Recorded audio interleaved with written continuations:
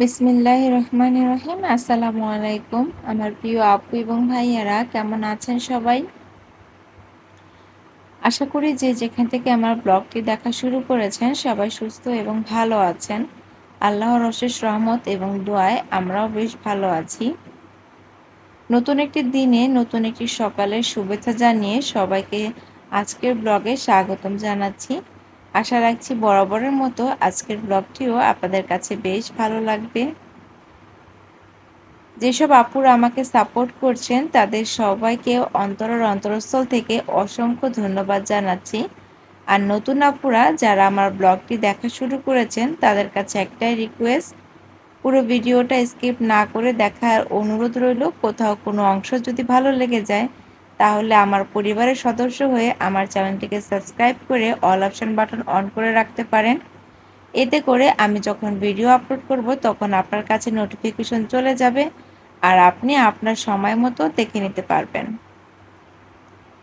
সকালে মেয়েদের জন্য হালকা পাতলা নাস্তা রেডি করেছি, সাথে যে গেস্ট ছিল ওকেও দিয়েছি, মানে মাত্র ঘুম থেকে উঠেছে সেই সুবাদে আর কি হালকা পাতলা নাস্তা। কিন্তু তারা আগে নাস্তা করে নিয়েছে, যেহেতু তারা আগে আগে নাস্তা মানে খুব সকালে নাস্তা খায়। নাস্তা আমার হাজব্যান্ড পাঠিয়ে দিয়েছিল, তো সেইটুকু আর ভিডিও করা হয়নি। আমি কাজে ব্যস্ত ছিলাম সেই সময় তারা নাস্তা খেয়ে নিয়েছে। যেহেতু বলেছিলাম আমার খালাতো বোন মানে আমার কাজিন, ও নিজের বোনের থেকে অনেক বেশি, তো অনেকটা কাজে হেল্প করে। দেখা যায় আমার বাসার বেশ অনেকটা কাজই সে করে নেয়। তো দুপুরে হালকা পাতলা আয়োজন করছি, সেটা হচ্ছে কলিজা ভুনা, গরুর মাংস কলিজা ভুনা করব সেটাই বসিয়ে দিয়েছি। সরি, গরুর মাংস বলে ফেলেছি, আসলে গরুর কলিজা আর কি ভুনা করব। আর এদিকে এখন হচ্ছে যে আমি নাস্তা খেয়ে নিব, এখন প্রায় 10:30 বাজে। তো আপু আর হচ্ছে তার ছেলে সকালে নাস্তা করে নিয়েছে, তাও 8টার দিকে। এখন হচ্ছে যে আমি নাস্তা করে নিয়েছি। নাস্তা খাওয়ার পর আমার কিন্তু প্রায় অলমোস্ট রান্নাগুলো শেষ হয়ে গিয়েছে। এখানে হচ্ছে যে মিষ্টি কুমড়া ভাজি করেছি, আর এই যে মেয়ের জন্য খিচুড়ি বসিয়েছিলাম সেইটা, আর হচ্ছে গরুর কলিজা ভুনা। আপু আর তার ছেলে কিন্তু বাসায় নেই, তারা হচ্ছে হসপিটালে গিয়েছে। মূলত আপু এসেছে তার ছেলেকে ডক্টর দেখানোর জন্য।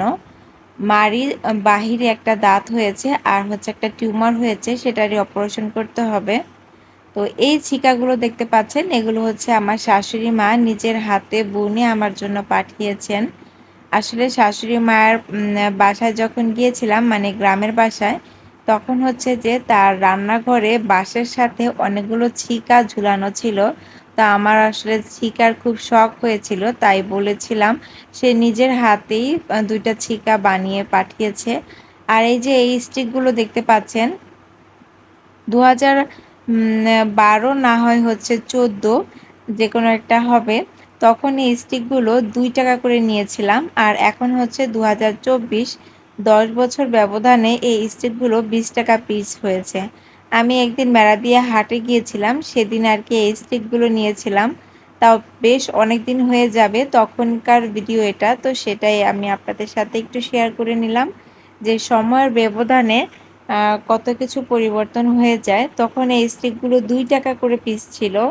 সেগুলো এত বছর আমার কাছে কিন্তু ছিল, কিন্তু আমার বিয়ের পর সেগুলো হচ্ছে এলোমেলো হয়ে গিয়েছিল, আর ফুলগুলো নষ্ট হয়ে গিয়েছিল, কোথায় কি পড়েছে আসলে জানি না।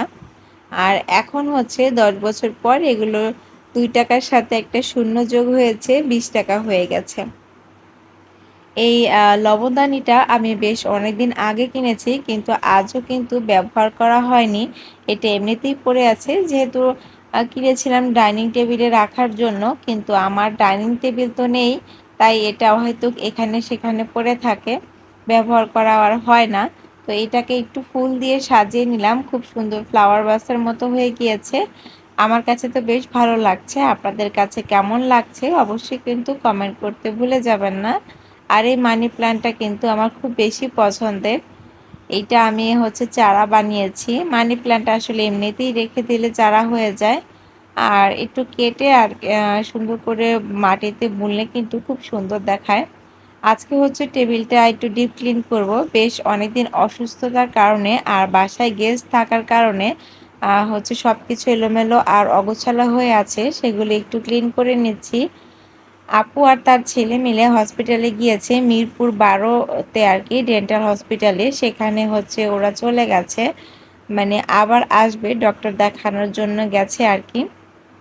কালকে হয়তো বা অপারেশন করা হবে, মানে আগামীকালকে। তো আজকে হচ্ছে ডক্টরের কাছে যাওয়ার কথা ছিল, তাই গিয়েছে। তো ওরা আস্তে আস্তে প্রায় বিকেল হয়ে যাবে, মানে দুপুরের খাবারটা ওরা বাহিরেই করবে মনে হয় আর কি। তবে বাহিরেই করেছে অ্যাকচুয়ালি। যখন ভয়েস দিচ্ছিলাম তখন তো ওরা চলে এসেছিল। তো তাই আর কি দুপুরে হালকা পাতলা করেছি, যেহেতু মিরপুরে যাচ্ছিল। তো ওখানে হচ্ছে আমার খালাতো বোনের ননদের বাসা, তো সেই বাসাতেই হচ্ছে তারা লাঞ্চটা করে নিয়েছিল। তারপর হচ্ছে ডক্টর দেখানোর কাজ শেষ করে আবার বাসায় চলে এসেছিল। এখানে হচ্ছে ফার্নিচার ক্লিনার দিয়ে আমি সবগুলোকে একটু স্প্রে করে নিয়েছি। 2 মিনিট রাখবো, 2 মিনিট আসলে রাখা হয়নি, খুব বেশি হলে 1 মিনিট রেখেছিলাম।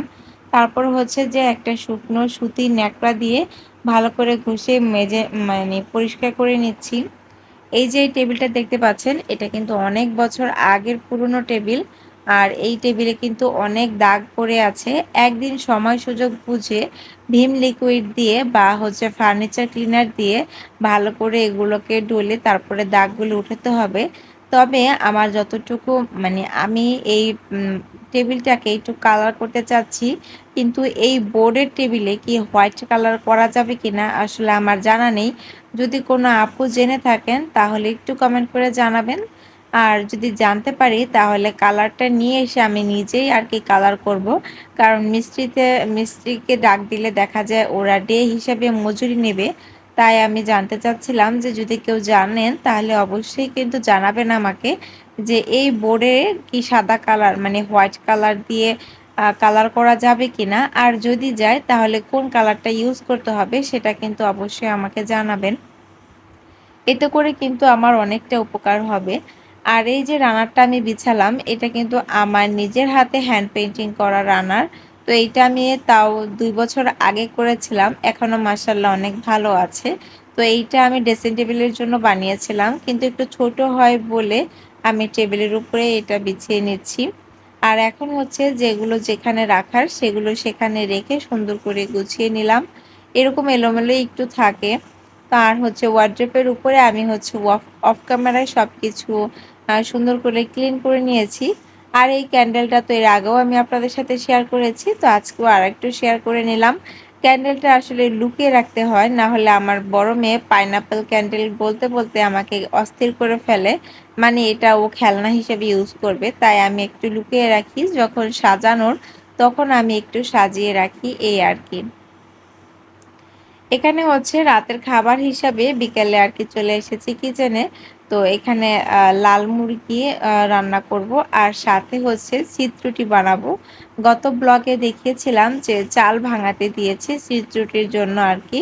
তো আমার আমার বোন আর কি কখনো চিত্রুটি খায়নি, তো সেটাই আর কি মানে ওনাকে বানিয়ে খাওয়াবো।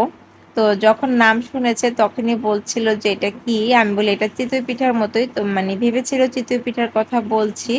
তো আমি বললাম যে এটা চিতই পিঠা না, কিন্তু ওইভাবেই ঠিক ওই রকমটাই আর কি একটু। তো এখানে হচ্ছে যে পর্যাপ্ত পরিমাণের আটা নিয়ে নিয়েছি, মানে চালের গুঁড়া আর কি, সরি। আর হচ্ছে স্বাদ মতো লবণ দিয়ে এটাকে গুলিয়ে নিয়েছি। আর এটা তো একদম মানে গোলাটা একদম পাতলা করে গুলতে হয়। যত পাতলা হয় পিঠাটা তত মচমচে হয়। তবে আমার মনে হয় সব আপুরাই এটা জানেন, আর এই গোলাটাও গোলাতে জানেন, তবুও একটু বলে দিলাম। আমি কিন্তু এটার ব্যাপারে জানতাম না। আমার বিয়ের পর আমার হাজবেন্ড বলেছিল যে আমার মাকে ছিদ্রুটি বানাতে। তো আমি বলেছিলাম যে ছিদ্রুটি কাকে বলে, তখন সে বলেছিল যে একটু চালের গুঁড়া দিয়ে বানাতে হয়, একটু ছিটা ছিটা দিয়ে বানাতে হয় আর কি। তো আম্মুকে বলেছিলাম, আম্মু ভেবেছিল যে চালের গুঁড়ার চাপড়ির কথা বলছে। তো আমার হাজবেন্ড যখন গিয়েছিল তখন হচ্ছে আমার আম্মু চালের গুঁড়ার চাপড়ি আর কি বানিয়ে দিয়েছে।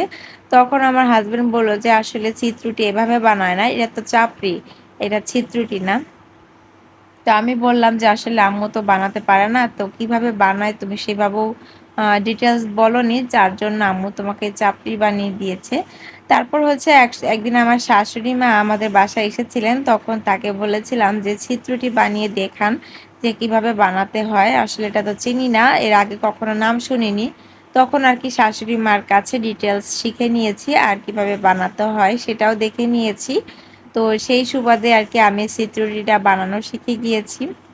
এখন হচ্ছে যে বানানো শেষ হয়ে গিয়েছে আর সবার খাওয়া-দাওয়া অলমোস্ট শেষ। আমি জাস্ট একটু ভিডিও করার জন্য পরিবেশন করে নিয়েছি আরকি। তো আজকের মতো সবার সুস্থতা কামনা করে এখানে বিদায় নিচ্ছি। আমার ছিদ্রটি আর মাংস কেমন হয়েছে কমেন্ট করে অবশ্যই জানাবেন। সবাই সুস্থ থাকবেন, ভালো থাকবেন, হেফাজতে থাকবেন। আল্লাহ হাফেজ। আসসালামু আলাইকুম।